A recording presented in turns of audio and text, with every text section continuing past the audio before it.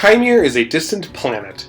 It is defined by waves of life brought from Earth and set free to evolve independently in this new context. The indigenous life of the planet, swarms of microbes called magic by the people who live there, are what harvest Earth organisms and make copies on Chimere. As the asteroid which concluded the Mesozoic never struck Chimere, dinosaurs remain the dominant terrestrial megafauna. On Earth, birds occupy a highly diverse range of ecological roles. However, save for a few outlying encounters, no bird poses a serious threat to people. In Chimere, it is not mammals, but birds and their theropod kin who are the most successful large predators. This month, we shall meet 4 birds and other theropods of the known world who pose a threat to the human inhabitants of the known world. The vast Houze Prairie north of Imperial Territory is widely regarded among the most dangerous places to live in Chimere. A lush, wet season draws in an abundance of grazers. Local predator populations boom in response.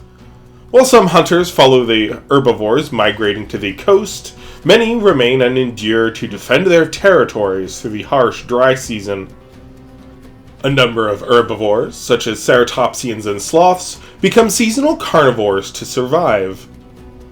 To seemingly any resident, a human is attempting an easy meal.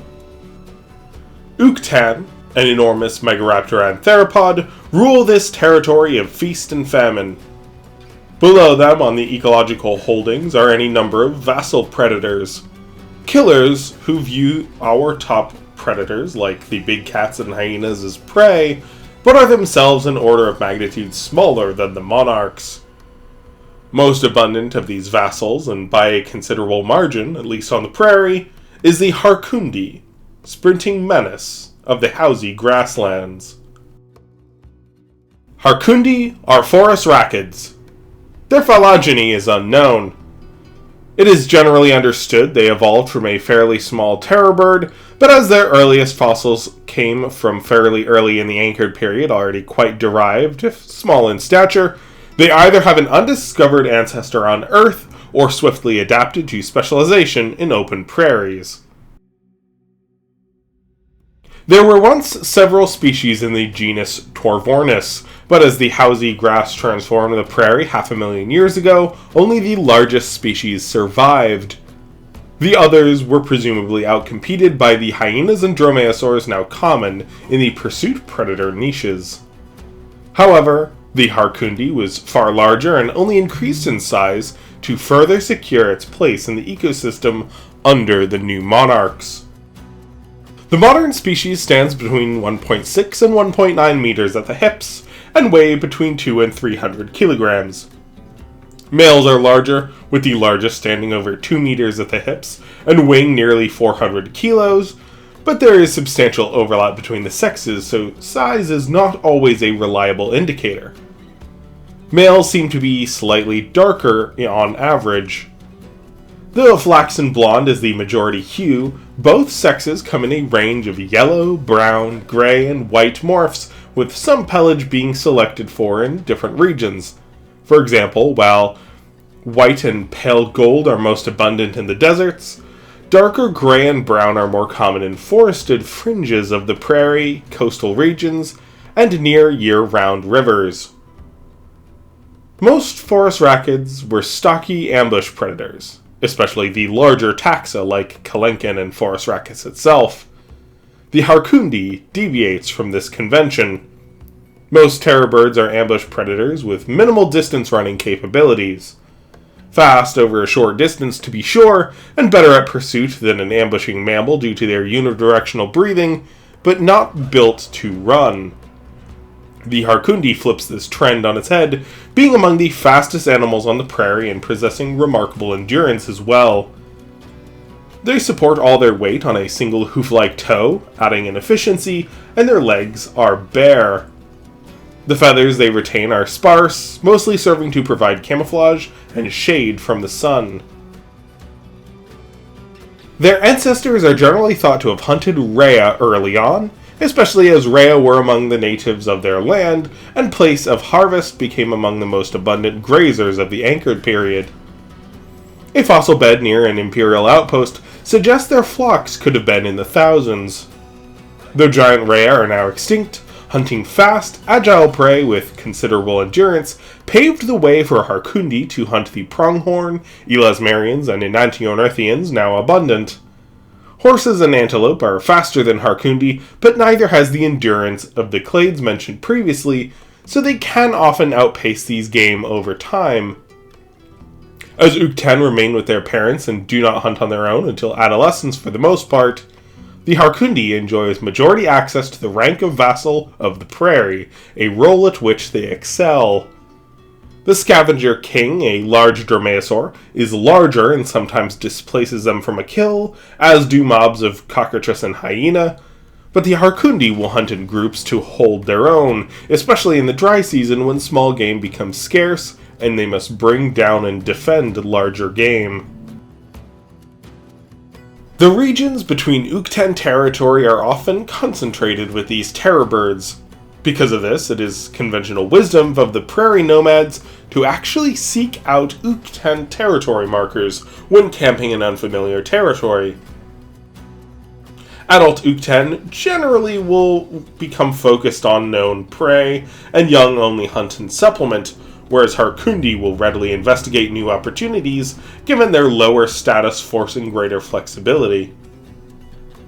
Harkundi are a particular menace to cavalry, as they often outpace a horse with a rider even if unburdened horses are more swift. While they sometimes target the burdened steed, they will usually snatch a rider off their horse instead. Sometimes they dismount riders even without being hungry, just in response to an instinct to chase. Unfortunately, riders rarely survive these hunts of boredom. Though the species epithet is often assumed to translate as horse eater, its descriptive paper clarifies the etymology being hippeus, the ancient Greek word for cavalry, and is in reference to the many reports of riders slain by Harkundi. Harkundi are social animals. The degree of sociality varies depending on individual and environment. Some are solitary even in times of plenty. Most will favor small flocks of the same sex, usually related animals. Females are territory with the level of aggression and defense generally corresponding to group size. A flock of 9 related hens is going to be a lot more confident, aggressive, and have a superior territory than a flock of 3. Cocks are more likely to be solitary, but groups of up to a dozen males have been recorded. Mixed-sex groups are rare but do occur in regions of abundance during the mating season, and especially during harsh dry seasons when Harkundi must cooperate to bring down very large game. When times are good, it's typical for Harkundi to be more successful hunting together. Sometimes, though, they split off to hunt alone, then congregate to rest and guard young as a group. Unlike other terror birds, in which males make a nest and they are the primary caretakers of young, it is females who watch and raise the young of Harkundi. They are extremely fast-growing animals. They hatch at the beginning of the wet season. By the age of 6 months, they are already close to adult size. By 3 years, they are sexually mature. Compared to megaraptorans and dromaeosaurs they compete with, this accelerated growth means they can repopulate an area quickly after harsh years. An abundance of Harkundi over Ukt'en in a region is often an indication of an ecosystem recovering after severe drought. If young Ukt'en outnumber Harkundi, it speaks to stability in the seasons. Though this says little about years to come, many Dolani use this as a metric for a region's health and stability in the future. It is more complicated than that, of course. Ultimately, Harkundi do seem to thrive when times are tough.